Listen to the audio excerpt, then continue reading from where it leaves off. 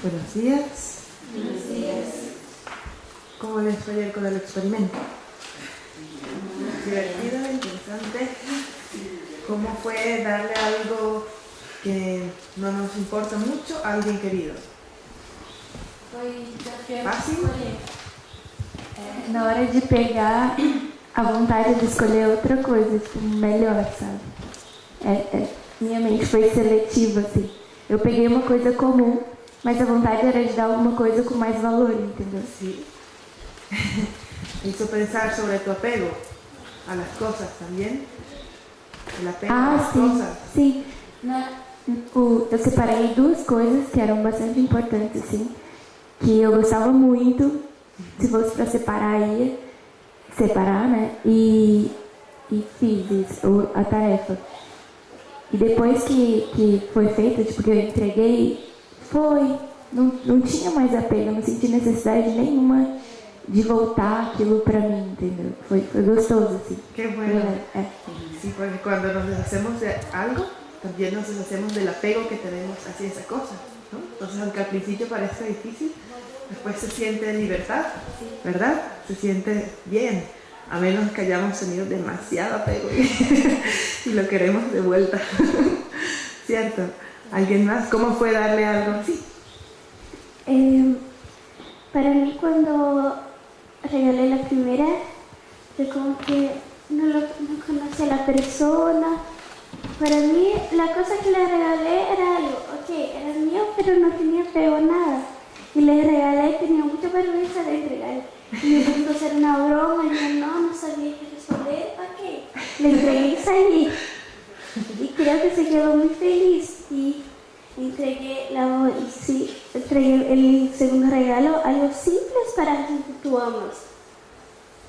Como que regalé eso a mi mamá y mi mamá, ¿what?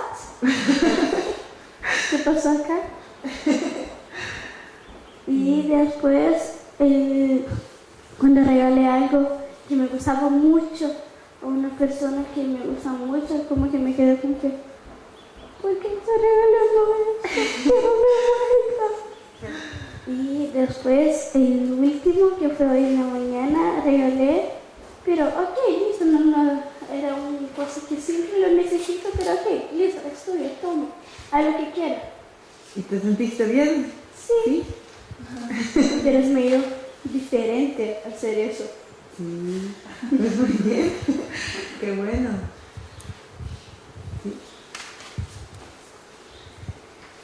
Eu decidi empezar porque creía que iba a ser más desafiante, que era entregar una cosa que a mí me gustaba mucho para una persona que yo no tenía tanta afinidad. Aí eu senti, elegí la cosa e fui entregar a ella, e era assim como também uma luta de assim como, não me gusta essa pessoa, não, pero eu sei que estou projetando coisa minha nessa pessoa, pero de verdade, aí levo a pessoa, não, de verdade não tenho tanta coisa contra a pessoa, não tanto. Foi assim, e depois me perguntei, pero tu trabalharia, viveria com essa pessoa? Não. Então, aí vi que sim, havia algo que eu trabalharei. E quando entreguei, a princípio eu estava assim, vindo várias vozes, tipo, ella, a lo mejor ella ni va a usar isso, quizás va a botar, ella ni me gusta tanto, não vai valorar essa coisa, porque el ego quer que a pessoa trate do objeto como eu tratava, né? E aí, no momento que fui entregar para ella disse, um regalo para mim. E aí me transmutou uma coisa tanto no coração, porque no momento que agarrou, eu de verdade queria entregar para ela. Como me deu assim, como de verdade, e eu queria entregar isso a melhor coisa para ele. E ela abriu no momento e lo provou aí, de uma se lo puse todo, e depois andava com o regalo para mim e falava, puesto. E cada vez que eu la mirava, me dava muita paz. Me dava muita paz, assim como, não sei como que algo, no sé ni poner en palabras qué pasó, pero una transmutación así como que... Sí, yo creo también que es como una especie de mecanismo de defensa de la mente, ¿cierto? Porque estamos acostumbrados a ver a esa persona que no nos cae tan bien como la persona que no nos cae bien, ¿cierto? Pero en el momento en que haces algo totalmente absurdo para la mente, ¿no? Opuesto, que es darle algo que quieres mucho a esa persona que tienes etiquetada, como que no te gusta, la mente es como si por mecanismo de defensa de repente la persona te empieza a gustar, ¿verdad? Pasa, es como que la aversión disminuye, no lo sé por qué, pero es muy interesante, es como que estás yendo en contra de tu concepto y la mente se adapta, y ya de repente ya no es enemigo, ¿verdad?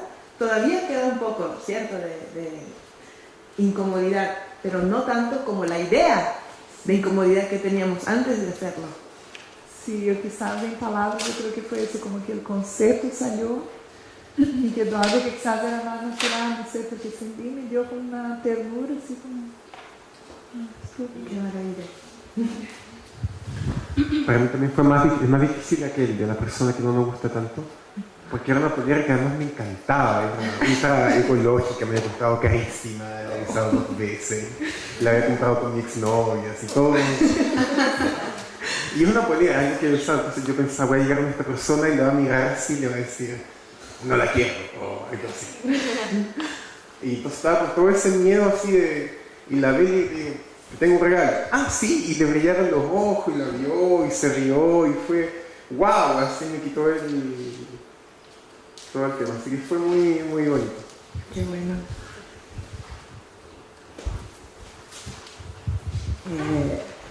Fue impactante ver los ojos de las personas que no me gustan mucho, como elas ficaram surpresas que yo estaba dando un regalo.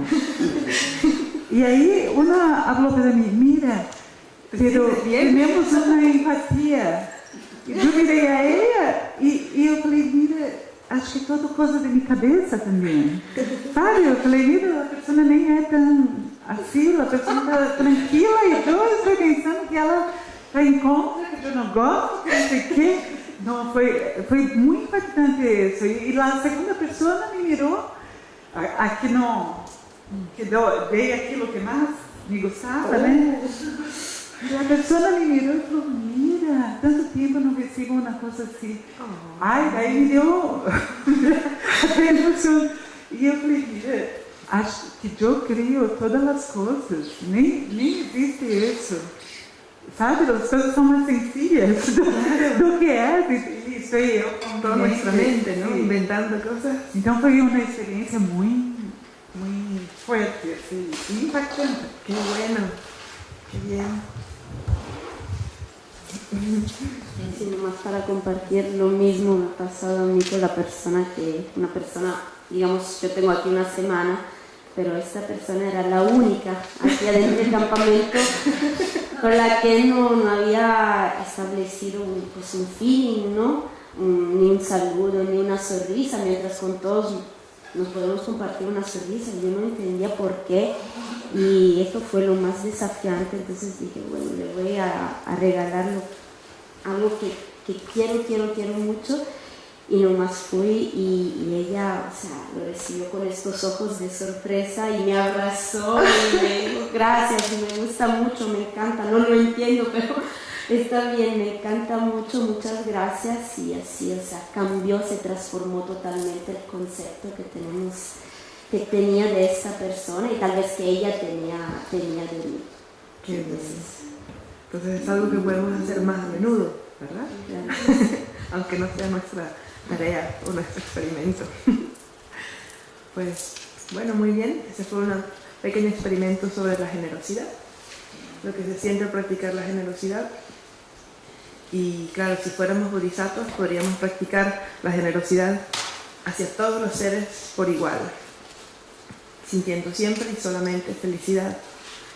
Al practicar la generosidad, como dijimos ayer, no solamente estamos liberándonos de nuestro apego hacia las cosas, sino que también estamos acumulando méritos, estamos acumulando karma positivo en relación a los demás, y esto seguramente nos ayudará en nuestro sendero hacia la iluminación y hacia la liberación. Entonces la generosidad es muy importante, es la primera de las perfecciones porque también es la más sencilla, ¿cierto? No es tan difícil hacer un acto de generosidad. Si pudiéramos hacer un acto de generosidad todos los días, seguramente al final del mes nos sentiríamos muy bien, sobre todo hacia las personas que nos caen un poquito mal. Sí. Y bueno, la perfección de hoy es la ética o la moralidad, la conducta correcta, por así decirlo. Y vamos a estudiarla leyendo el capítulo número 5, que se llama Introspección Vigilante. ¿Por qué la perfección de la ética está incluida en la introspección vigilante? Esto es muy sencillo, es porque la definición de ética es una mente de abandono que se retracta o evita las bases y componentes de acciones dañinas para los demás. Lo repito, es una mente de abandono que se retracta o evita las bases y componentes de acciones dañinas para los demás. Entonces, mente de abandono, en tibetano es pongwa, quiere decir no hacer algo, simplemente. Quiere decir que en lugar de ser una intención de hacer, es una intención de no hacer, ¿cierto? Vimos la generosidad es hacer, es dar. La ética es no hacer algo negativo. Por eso se le llama mente de abandono. Entonces tenemos luego dos palabras, que se retracta o evita. Retractarse quiere decir cuando ya hemos comenzado a hacer algo negativo, nos damos cuenta y lo dejamos de hacer. Mientras que evitar es darse cuenta cuando estamos por hacer algo negativo y no lo hacemos, lo abandonamos. Entonces tenemos mente de abandono, ¿cierto? Es decir, evitar o no hacer algo, que se retracta, en el caso de que ya hayamos empezado, dejar de hacerlo, o que evita no hacerlo al darnos cuenta que estamos por hacerlo. Las bases y componentes de acciones dañinas para los demás. Bases y componentes puede querer decir las acciones y los objetos de la acción. Por ejemplo, si queremos lanzar una piedra, entonces el componente sería la piedra, ¿cierto? La base es la acción. Entonces, todo lo que tiene que ver con la acción dañina lo evita la ética. La acción, el objeto y, por supuesto, la intención es lo principal.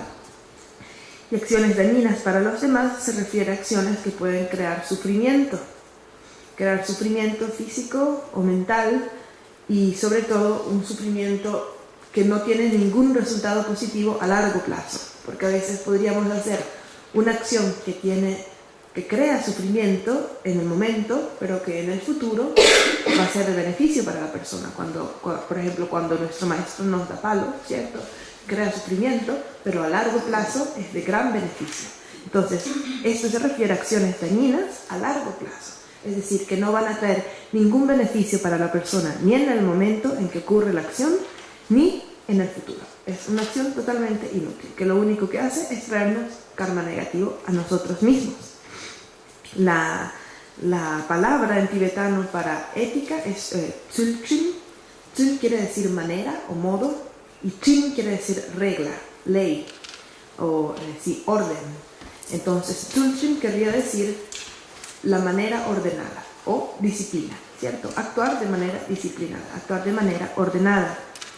Y bueno, vamos a ver la división de la perfección de la ética. Es practicar el abandono, el no hacer las 10 acciones negativas, que todos deben conocer, deben haber oído hablar. Son 10 acciones de cuerpo, palabra y mente, en los que se resume la perfección de la ética. Entonces tenemos 3 acciones negativas de cuerpo, 4 acciones negativas de palabra y 3 acciones negativas de mente, aunque en realidad a partir de esas 3 aflicciones raíz, que son también los 3 venenos, surgen todas las demás 20 aflicciones secundarias y demás. Entonces, con las acciones negativas de cuerpo tenemos evitar robar. Robar quiere decir tomar lo que no ha sido dado, lo que pertenece a otra persona y no nos ha sido dado, no se nos ha ofrecido voluntariamente.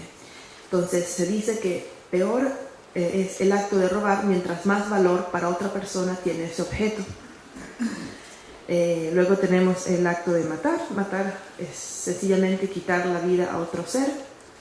Más negatividad tiene el acto de matar, mientras más sufrimiento se le trae al ser en el momento de perder su vida. Y esto es porque, como dijimos en los días anteriores, la vida es lo más precioso que tienen todos los seres. Nadie quiere perder su vida. Entonces saber que se va a perder la propia vida crea el sufrimiento más grande, el terror más grande. Por eso, mientras más terror o mientras más cruel sea la manera de matar, peor es el karma negativo que se acumula con la acción de matar. Luego tenemos evitar una conducta sexual incorrecta. Como conducta sexual incorrecta se entiende cualquier acción de carácter sexual que crea sufrimiento a las otras personas, no solamente a la persona en cuestión, sino a todas las personas que pueden estar relacionadas con esta. Por ejemplo, una violación sería un acto de conducta sexual incorrecta, pero también actos de infidelidad podrían traer sufrimiento, aunque no directamente a la persona con la que se está realizando esa acción, podría traer sufrimiento a su pareja. Entonces, eso también crea sufrimiento, sería conducta sexual incorrecta.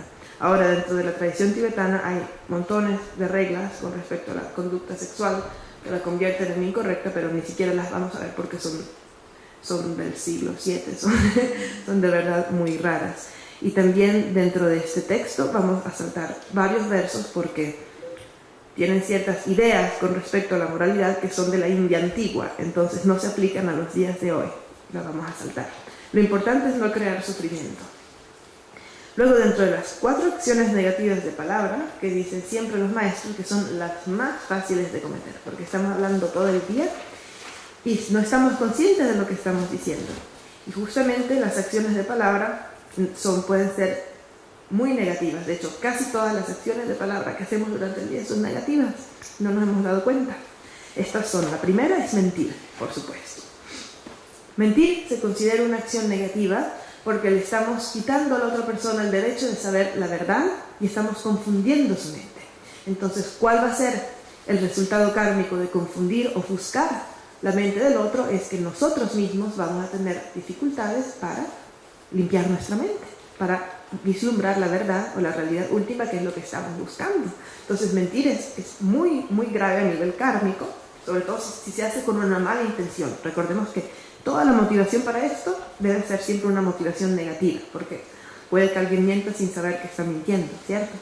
Entonces, si mentimos, estamos ofuscando la mente del otro con una intención negativa, una intención de malevolencia, y la mayoría de las veces, cuando las personas mienten, es para obtener algo positivo para uno mismo. Entonces, peor todavía. Estamos aumentando nuestra actitud egocéntrica, estamos aumentando nuestro aferramiento al yo, y estamos ofuscando la mente del otro. Eso, ¿qué otro resultado puede dar más que ofuscar nuestra propia mente en el futuro? Y eso es muy grave porque la sabiduría es lo opuesto de ese ofuscamiento, de la ignorancia. Y sin sabiduría no podemos obtener la iluminación. Entonces, el segundo acto es insultar. Insultar también se llama en tibetano palabras hirientes. Palabras que pueden crear sufrimiento en la otra persona con la intención de hacerle daño. Porque puede que sin querer digamos algo que ha herido a la otra persona, pero cuando tenemos la intención de crear sufrimiento en la otra persona y utilizamos palabras que tal vez no son directamente insultos, ¿cierto? Pero están puestas de una manera en que van a hacer sufrir a esa persona, eso es palabras hirientes también. Luego tenemos una palabra que se llama, dicen calumnia, se traduce como calumnia, pero la definición en tibetano es decir algo sobre otra persona para que una tercera persona se separe de la misma. Es como separar personas que están unidas a través de la palabra. Decir, mira, esta persona hizo tal y tal. Por eso no corresponde exactamente al término calumnia, porque calumnia es cuando se dice algo falso de otra persona, ¿cierto? Pero palabras que dividen, esta tercera acción negativa de palabra, es cuando, a pesar de que se esté diciendo la verdad, nuestra intención es dividir o hacer que una persona que aprecia a otra la deje de apreciar o piense mal de ella, ¿cierto? Y luego la última acción negativa de palabras son conversaciones superficiales o el chisme, por así decirlo. Son acciones de palabras, son conversaciones inútiles y superficiales y banales que no traen ningún beneficio, no nos ayudan a mejorar, puede que tampoco empeoren demasiado nuestro estado mental, pero no hacen más que distraernos y hacernos perder tiempo. Entonces estas conversaciones superficiales son la cuarta acción negativa de palabra.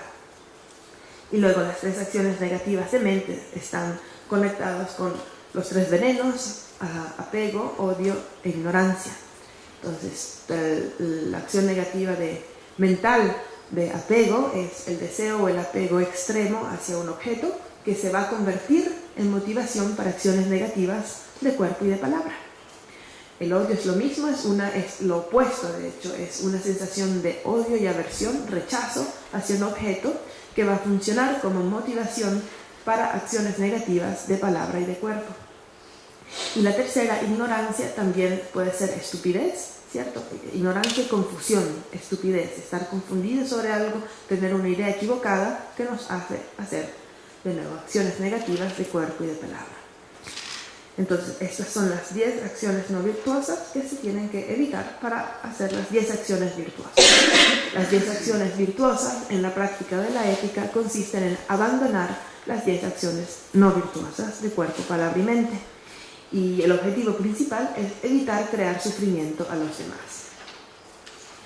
Entonces ahora vamos a comenzar a leer el capítulo de la introspección vigilante, y como decíamos antes, la razón por la cual la perfección de la ética está incluida en la introspección vigilante, en el capítulo sobre la vigilancia, es porque no podemos darnos cuenta, no podemos evitar hacer acciones negativas si no nos damos cuenta que estamos haciendo acciones negativas o que estamos por hacerlas. Entonces, la única manera de practicar la ética es estando conscientes de lo que estamos haciendo. Si no nos damos cuenta de lo que estamos pensando, si no nos damos cuenta de lo que estamos diciendo o de lo que vamos o estamos haciendo, es imposible que evitemos las acciones negativas. Porque cuando nos damos cuenta, tal vez ya sea demasiado tarde. Si nos damos cuenta después de que lo hicimos, ya es demasiado tarde.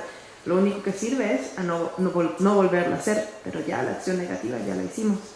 Entonces, la perfección de la ética está basada en la vigilancia, la atención, la presencia, son todos términos que vamos a ver ahora, porque es lo único que nos permite modificar nuestra conducta o evitar hacer acciones negativas antes de que surja la acción. Por eso lo principal es tener vigilancia sobre nuestra mente, porque las acciones surgen como resultado de nuestra motivación, de nuestra mente. Entonces, si estamos vigilando nuestra mente, si observamos nuestra mente, tendremos la oportunidad de evitar que esa intención, esa motivación se transforma en acción. Y de esa manera evitamos el karma negativo, porque evitamos crear sufrimiento a los demás. Comenzamos con el capítulo 5, la página 83, verso número 1.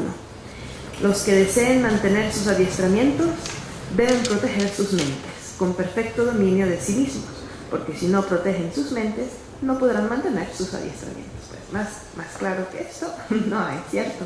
Quien desea cumplir su disciplina tiene que estar pendiente de su mente. Si dejamos libre al elefante de la mente, nos dañará arrojándonos al infierno de las torturas máximas. Recuerden que Shantideva es un poco dramático y que este texto es de India antigua, así que no se asusten cuando nombra los infiernos y demás. Ningún elefante, aun loco o salvaje, podría llegar a dañarnos tanto. La mente a menudo se representa con el animal del elefante, con el elefante. Y esto es porque el elefante es un animal muy poderoso y muy grande, que si está bajo control puede ser de gran utilidad al hombre, pero si está fuera de control y es un elefante loco, ¿cierto?, puede destruir un pueblo entero. Entonces nuestra mente es igual, es tan poderosa como un elefante. Si tenemos control sobre esto, puede traernos increíbles beneficios. Si no tenemos control sobre nuestra mente, puede destruir pueblos y ciudades.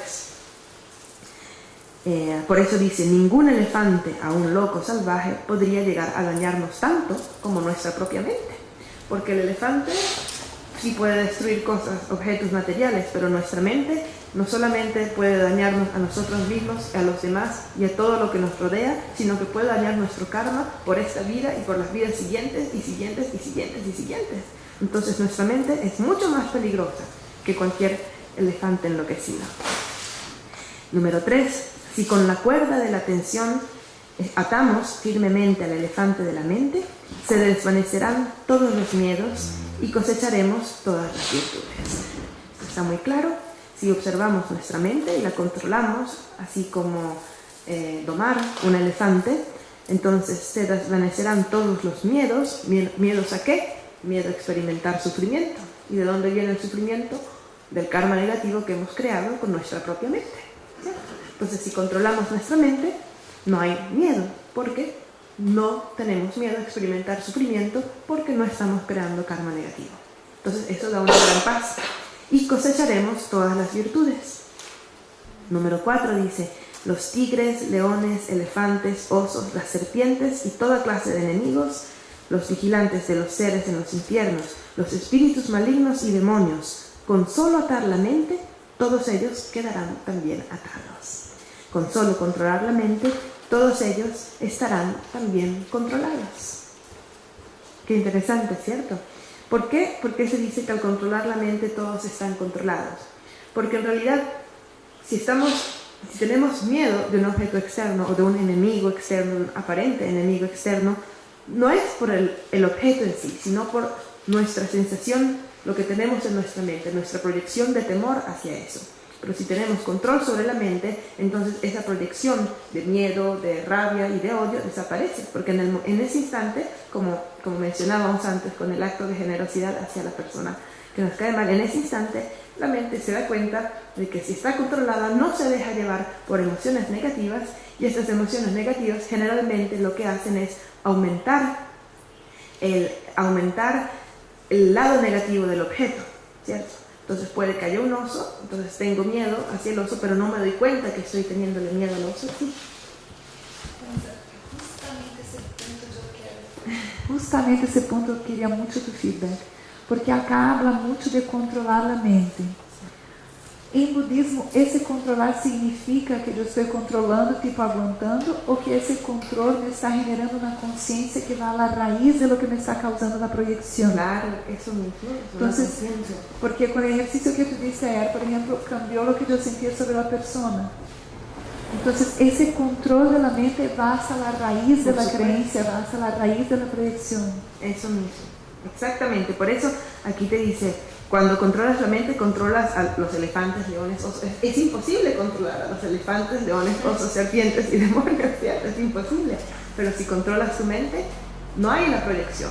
Está el objeto externo, ¿cierto? Pero no está mi mente conceptual que se inventa un montón de cosas sobre ese objeto externo. Puede sí que dé un poco de miedo, pero al estar consciente de que estoy teniendo miedo, para la proyección, ¿cierto? Y en ese espacio de la ética, controlar la mente sería, por ejemplo, no mentir, no decir chisme. Vamos a decir que estoy conversando con él y me da muchas ganas de decir un chisme. Y ahí yo me doy cuenta antes, digo, no voy a decir ese chisme fofoca. No voy a decir ese chisme para él.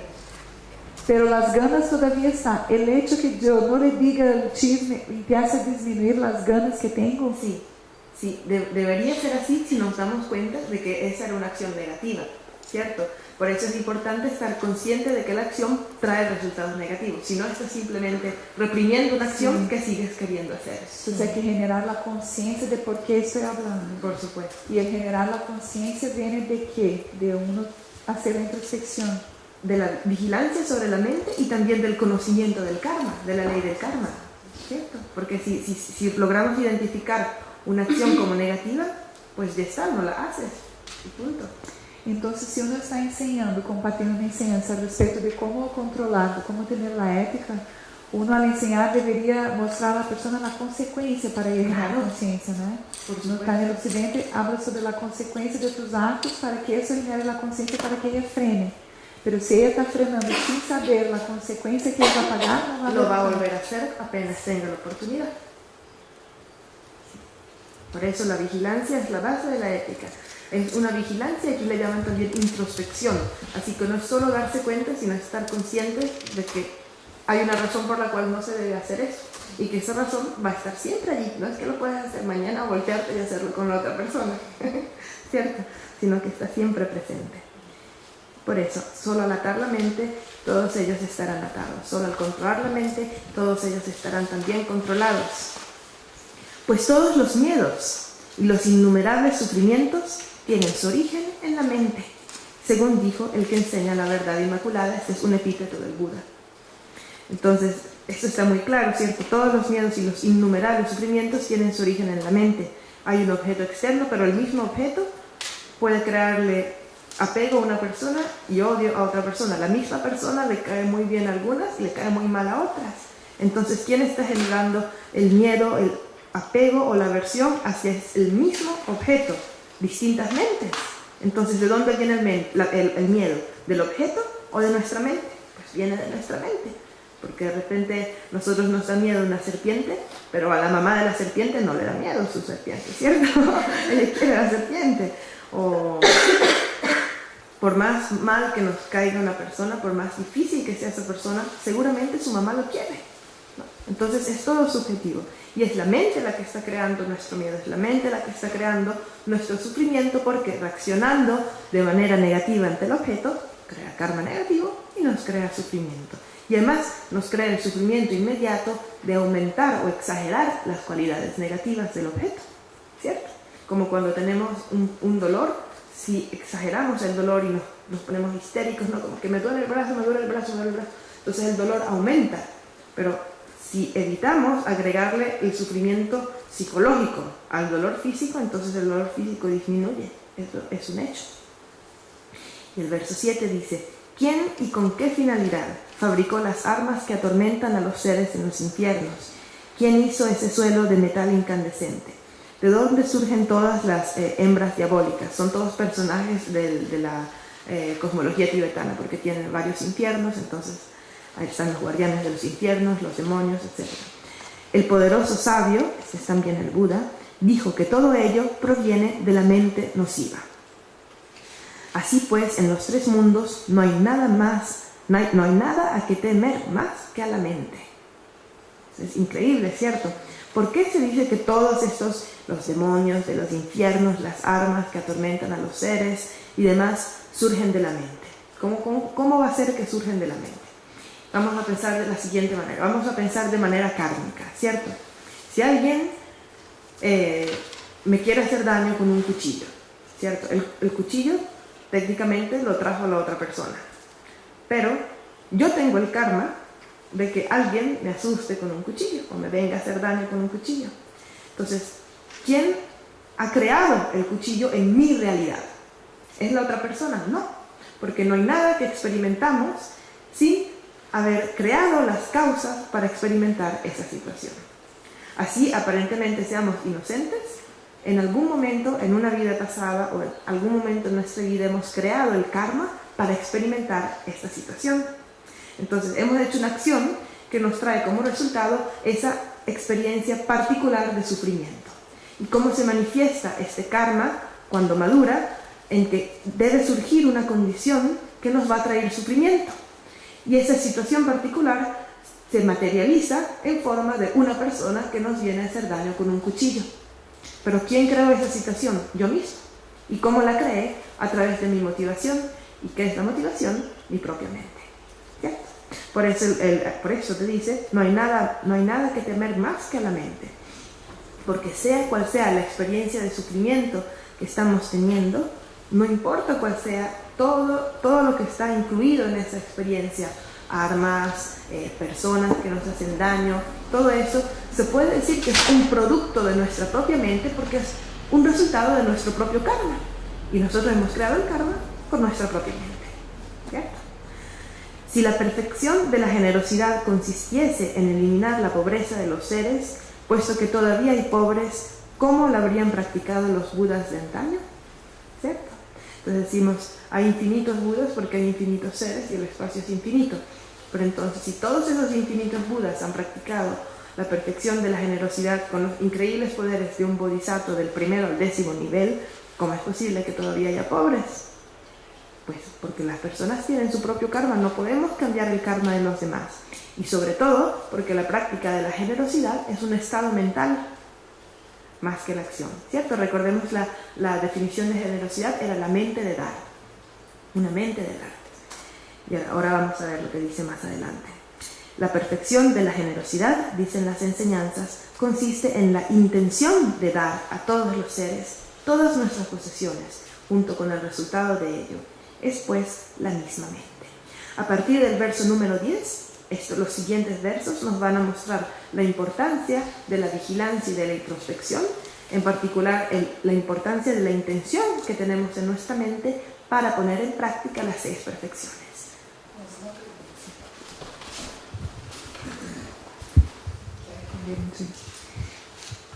Si yo voy a generar, la persona va a generar conciencia de no entrar en las acciones negativas de la mente, estar en la ética, porque ella va a tomar conciencia sobre la consecuencia. Una de las consecuencias es el karma. Pero hay varios, ahora en el occidente, hay varias personas en el mundo que no creen o no conocen el karma y dharma. Entonces yo puedo hablar en el occidente que la consecuencia de la persona de ese chisme es sentir el sufrimiento. Pero si la persona no tiene conciencia de la consecuencia, o sea, solo conoce la consecuencia por la teoría, pero no la ha vivido, el hecho de que ella entre en reprimir las acciones, en vigilar, ¿genera un cambio o es solo una represión? Debería conseguirse siempre una manera de hacer que esa persona se dé cuenta. Por ejemplo, si la persona va a decir un chisme, deberías decirle, pero no te han hecho lo mismo a ti, ¿no? No has sufrido cuando te han hecho lo mismo a ti. Entonces, por lo menos, aunque no tenga confianza o no sepa de la ley del karma, puede ponerse en el lugar de los demás, comenzando por la idea de que no quisieras que se te hiciera lo mismo a ti. Y si a la persona no le importa y lo quiere hacer igual porque quiere hacer daño, entonces debería reflexionar un poco más sobre la compasión, ¿cierto? Compasión y ponerse en el lugar de los demás nos pueden ayudar en esa situación. Disculpa, Sí. ¿se entiende por chisme, por ejemplo, algo que alguien te cuenta para que tú te rías de una historia que a él le pasó? Y tú se la cuentas a otro que también le da risa y así es como que todos se ríen en el fondo. Bueno, pero en ese momento la motivación es positiva, es hacerte reír. Entonces no se cuenta como acción negativa de palabra, ¿cierto? Pero chisme más que todo como hablar de la vida de los demás así sin razón, ¿no? Porque este dijo esto y que te hace aumentar las conversaciones superficiales o este tipo de acción negativa de palabra aumentan tus aflicciones. Te hace tener más apego, más aversión o más ignorancia. Entonces, eso es lo que define a una conversación inútil como dañina. Sí. Entonces, desde el número 10 vamos a ver la importancia de la mente o de la atención para la práctica de cada una de las perfecciones. Cada verso, creo que hay uno que tiene 3 versos, se refiere a esta importancia. Entonces, el número 10 lo acabamos de leer y dice la intención de dar a todos los seres todas nuestras posesiones junto con el resultado de ello es pues la misma mente. Entonces la misma mente es la que crea la generosidad, más que el acto externo es nuestra intención. De hecho, por ejemplo, ayer cuando ya habíamos decidido que íbamos a darle ese objeto a esa persona, cuando ya la decisión estaba tomada, ¿cierto? Antes de dar el objeto ya no teníamos apego hacia ese objeto, porque ya habíamos decidido que no era nuestro, ¿cierto? Entonces es la mente. La perfección de la generosidad está en la mente. En el momento en que hemos renunciado a eso y lo vamos a dar, ¿cierto? A pesar de que físicamente no hayamos hecho el acto, ya está practicada la perfección de la generosidad. Verso número 11 habla sobre la ética, donde podrían ser llevados los seres como peces y demás para que no fuesen matados. La perfección de la moralidad, se dice, consiste en comprometerse a no dañar. Entonces, acabamos de decir que la ética es evitar acciones dañinas. Y lo que dicen los primeros 2 versos es que verdaderamente es imposible salvar a todos los seres físicamente. No podemos salvar a todos los animales salvajes, no podemos salvar a todos los peces de que se los coman los otros animales, no podemos salvar a todos los mosquitos de que los sapos se los coman, ¿cierto? Es muy difícil, es prácticamente imposible. Pero la perfección de la moralidad es esa intención de no hacer daño y principalmente abandonar cualquier acción que pueda crear sufrimiento a los demás. Luego la número 12 dice, se refiere a la perfección de la paciencia. 12, 13 y 14 hablan de la perfección de la paciencia, que vamos a ver mañana, va a ser muy emocionante. Número 13. ¿Dónde podría encontrarse suficiente cuero para cubrir la superficie de la tierra? Pero con tan solo el cuero de la suela de mis zapatos, es como si toda la tierra estuviese cubierta con él. No es posible, asimismo, controlar los fenómenos externos, pero si se controla la propia mente, ¿queda algo más por controlar? El número 12 decía, los seres dañinos como el espacio están por doquier. Sería imposible acabar con todos ellos. Si se vence tan solo a la mente del enfado, todos los enemigos estarán derrotados. Esa es la perfección de la paciencia. ¿Qué es más fácil, eliminar a todos nuestros enemigos o tener paciencia y dejar de considerarlos enemigos? ¿Cierto? Por eso el número 13 dice, no podemos cubrir la tierra con cuero, pero si nos ponemos zapatos, podemos caminar por todos lados sin hacernos daño en los pies. De la misma manera, no podemos matar a todas las personas que nos caen mal, pero si tenemos paciencia y compasión, podemos convivir con ellas, podemos estar con ellas sin estar en un estado mental tan negativo. Por eso se dice también que la paciencia es el antídoto para la rabia, ¿cierto? Y siendo la rabia una de las emociones más destructivas, la paciencia se convierte en un antídoto muy poderoso para evitar la creación de karma negativo. Porque ¿cuántas acciones negativas no están motivadas por la rabia, por la aversión, por el odio, ¿no? por esta incomodidad hacia los demás? Muchísimas. Durante un día, si nos ponemos a analizar cuántas acciones hacemos por aversión, pues nos quedaríamos locos, en serio, porque desde la más pequeña hasta la más grande, todas están motivadas por aversión hacia algo, aversión hacia una persona. Ay, mira, por ahí viene, no, yo me voy por allá. ¿Cierto? Entonces, es más fácil cambiar nuestra mente y practicar la paciencia que intentar cambiar a todas las personas que nos rodean y con las cuales tenemos dificultades. Los seres dañinos están como el espacio por todas partes, ¿cierto? Es imposible acabar con todos ellos, pero si venzo a la mente del enfado, todos los enemigos están derrotados. Es el enemigo de la rabia en realidad, más que el enemigo externo. Porque el enemigo externo no sería enemigo si no lo llamáramos enemigo debido al hecho que tenemos aversión hacia esa persona. Entonces, si se elimina la aversión, técnicamente ya no hay enemigo, ¿cierto? Entonces, esa es la importancia de controlar la mente para la práctica de la paciencia. Ahora, el verso número 15 habla sobre la práctica del esfuerzo y la diligencia. Dice, como resultado de generar un estado mental claro, se puede renacer, por ejemplo, en el mundo de Brahma. Las acciones del cuerpo y la palabra, siendo más débiles, no generan tales resultados. Esto nos quiere impulsar a controlar nuestra mente y estar presentes cuando hacemos acciones. Este es el número 15, que es la diligencia o el esfuerzo, la perfección del esfuerzo. Y dice que por más que nos esforcemos por hacer algo, si estamos distraídos, no va a tener tan buenos resultados. Puede que nos estemos esforzando, pero pensando en otras cosas. Que nos estemos esforzando, pero con una mente totalmente dispersa y distraída. Entonces, se dice, según la filosofía budista, que la cantidad de karma o de energía positiva que se acumula al hacer una acción de manera distraída y al hacer una acción de manera concentrada es mucho más grande, es una grandísima diferencia. Como por ejemplo, estás poniendo una vela en el altar y estás pensando en los árboles que están afuera, entonces el mérito que se acumula es muy poco. Pero si estás poniendo una vela en el altar totalmente concentrado, totalmente enfocado en lo que estás haciendo, entonces la acumulación de mérito es infinitamente mayor. Entonces podemos imaginarnos la cantidad de oportunidades que estamos perdiendo en el día de acumular karma positivo. Porque estamos distraídos. Simplemente porque estamos distraídos. No porque estamos haciendo algo malo, pero porque no le estamos dando la suficiente energía, porque no nos estamos enfocando en lo que estamos haciendo. Entonces, eso es lo que nos dice el verso número 15. Por más que uno sea diligente y se esfuerce, si no nos estamos concentrando y tenemos la mente totalmente enfocada en lo que estamos haciendo, estamos desperdiciando esa oportunidad. ¿Cuántas veces al día estamos distraídos? Yo diría la mayoría del tiempo. ¿Cierto? Verso número 16 nos habla sobre la práctica de la concentración. Las recitaciones y el ascetismo, cuando se llevan a cabo con una mente distraída, son inútiles aunque se practiquen prolongadamente. Según dijo el que conoce la realidad última, es otro epíteto del Buda. Esto está conectado con lo que vimos antes, cuando estamos tratando de practicar la concentración y la meditación.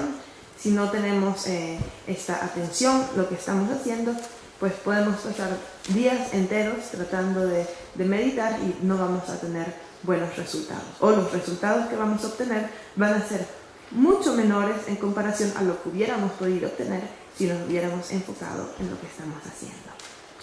Número 17, sabiduría. Quien no conozca el secreto de la mente es decir, este secreto de controlar la mente, que es la cosa más importante y suprema. Aunque desee la felicidad y el fin del sufrimiento, vagará sin objetivo absurdamente.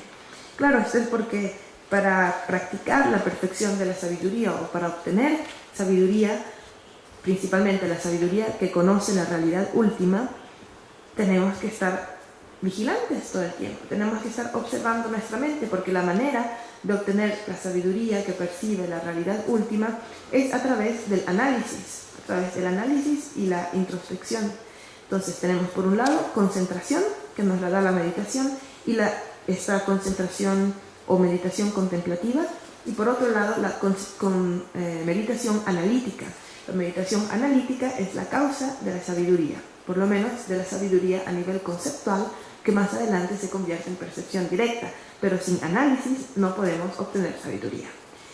Y sin atención no podemos analizar, porque vamos a comenzar a analizar algo y luego nos vamos a distraer y a pensar otra cosa. Entonces el poder de esa comprensión que se estaba construyendo a través del análisis, apenas nos distraemos, se pierde y tiene menos fuerza. Y entonces vamos a tener que volver a empezar desde el principio. Es como si no hubiera una continuidad en nuestro análisis. Por eso es tan importante controlar la mente para la práctica de la sabiduría. Ahora el verso número 18 dice: por lo tanto, controlaré debidamente mi mente para protegerla con eficacia. ¿Qué sentido tienen las cuantiosas disciplinas si no tengo disciplina para proteger mi mente? ¿Cierto? Entonces la disciplina de la mente es la madre de todas las disciplinas. Es inútil que nos despertemos a las 5 de la mañana, llegamos todas las disciplinas habidas y por haber si no tenemos disciplina en nuestra mente, si estamos distraídos, porque estamos perdiendo el tiempo. Estamos desperdiciando la oportunidad de acumular karma positivo y de evolucionar, porque no estamos concentrados, no nos estamos dando cuenta. Ahora, a partir del verso 19, hay varios puntos en la presentación tradicional que hablan de la manera de proteger la mente. En medio de una multitud agitada y brutal, protegería con especial cuidado una herida, ¿cierto? Si tenemos una herida y estamos en medio de una multitud, protegemos la herida para que nadie le haga daño. Similarmente, cuando esté en mala compañía, protegeré siempre mi mente, como una herida. Esto es porque obviamente estamos muy sujetos a ser influenciados por el entorno en el que nos encontramos y por las personas con las que nos encontramos y por lo que vemos. Imagínense, aquí tenemos gran suerte, pero si estuviéramos en la ciudad, hacemos 10 pasos afuera y tenemos publicidad, ¿cierto? Radio, música, televisión, personas que se insultan, bueno, es increíble. Entonces aquí es más fácil, pero si protegemos con tanto cuidado una herida que es temporal, ¿cierto? Que se va a curar y que es solamente un dolor físico, ¿cómo podemos dejar de proteger nuestra mente, que es la que crea nuestra realidad, que es la que define nuestra vida y todas nuestras vidas futuras? Entonces así dice: protegeré siempre mi mente, como si fuera una herida. Kunza, como tú ya estuviste en India muchos años y también en el occidente, ¿cómo tú nos sugieres qué es lo que ha dado resultado para ti de proteger la mente en el occidente de las distracciones? Porque, bueno, sabemos la disciplina diaria, el Dharma, la sangha, el foco en el maestro. ¿Y qué más tú quieres añadir con eso?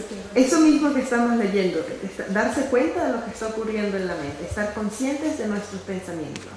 Y no solamente estar conscientes de nuestros pensamientos, sino en el momento en que surge un pensamiento que es dañino y que nos lleva a hacer acciones dañinas, cambiamos lo que se llama el enfoque mental. Esto lo vamos a ver más adelante. Pues hay varias condiciones que nos llevan a hacer acciones negativas, como el objeto, la intención, el sujeto, la acción, pero el más importante de todos los factores que nos llevan a hacer acciones negativas es el enfoque mental. Entonces, si tenemos un enfoque mental correcto, no pasa nada. Si surge un enfoque mental incorrecto y permitimos que ese enfoque mental se prolongue, se acabó. Ya, de ahí va a motivación negativa y de ahí va a acción negativa de cuerpo y palabra, karma negativo, sufrimiento, ¿cierto? Nos recordamos siempre esta cadena: motivación, acción, karma, sufrimiento, ¿cierto? Entonces, si logramos estar primero conscientes de lo que está ocurriendo en nuestra mente, y en el momento en que logramos identificar esa mente negativa, cambiamos el enfoque mental, listo. De ahí no va a pasar más. Nada. Entonces dice, número 20, si por temor al dolor de una herida la protejo con cuidado, ¿por qué no protejo esta herida que es mi mente por miedo a ser aplastado entre las montañas del infierno? No se asusten, dije que Shantideva es dramático, pero él tiene que poner la peor posibilidad, que es renacer en los infiernos. Entonces no, es como que, ¿cómo es posible, cierto? El verso número 20 nos muestra la necesidad de observar la mente.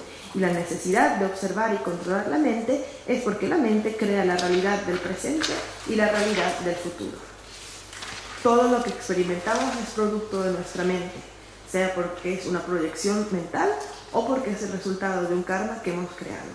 Por donde quiera que observemos nuestra situación actual, siempre es el resultado de nuestra mente.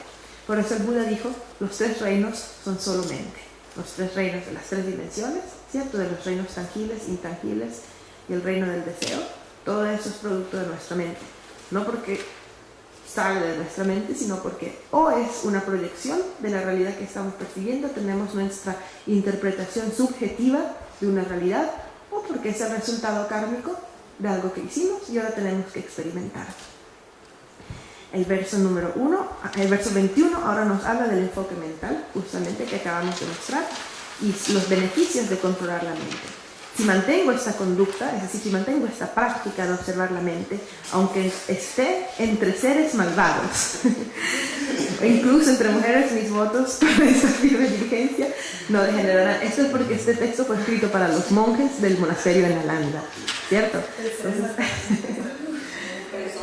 Entonces, claro, lo que se refiere a objetos que nos puedan distraer, que hagan incrementar nuestra mente de apego o de aversión.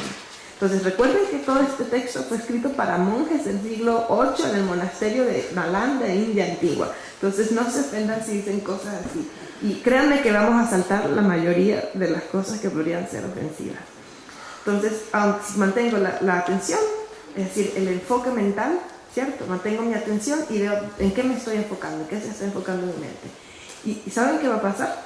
Va a pasar que si estamos observando la mente, tratando de ver cuál es nuestro enfoque mental, nos vamos a aburrir porque nos vamos a dar cuenta que tenemos tanto tiempo mental que estamos desperdiciando constantemente en un enfoque mental negativo.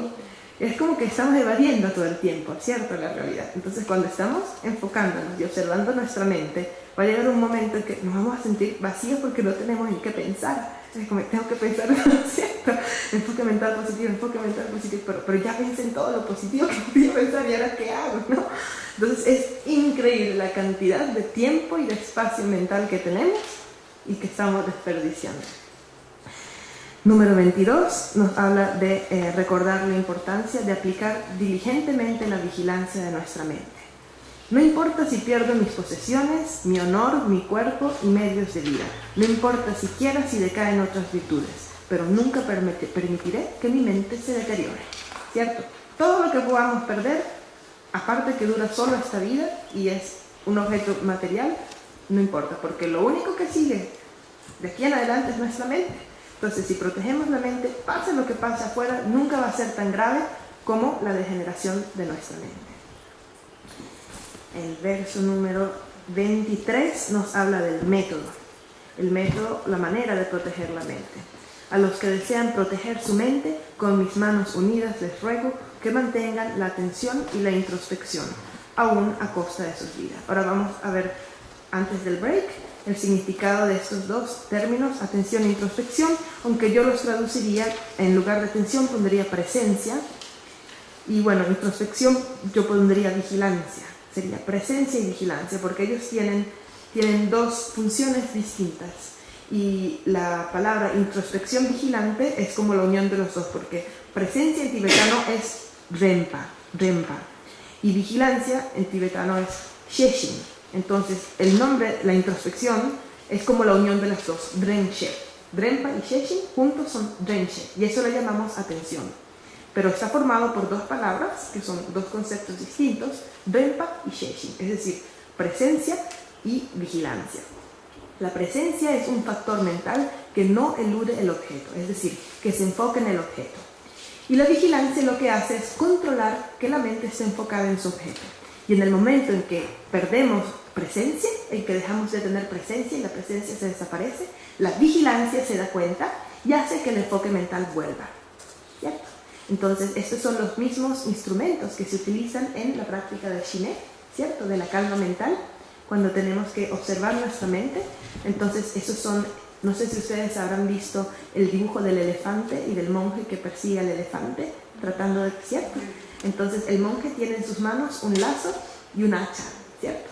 Entonces, con el lazo está tratando, ese es Renpa, esa es la presencia, que el elefante no se vaya. Pero cuando se le va, lo va a buscar con el hacha, ¿cierto? Esa es nuestra mente. Entonces, la presencia nos hace enfocarnos. Pero cuando perdemos la presencia, la vigilancia se da cuenta y hace que nuestra mente vuelva al objeto de observación. Y ahora tenemos un break, media hora. Volvemos a las 11:30.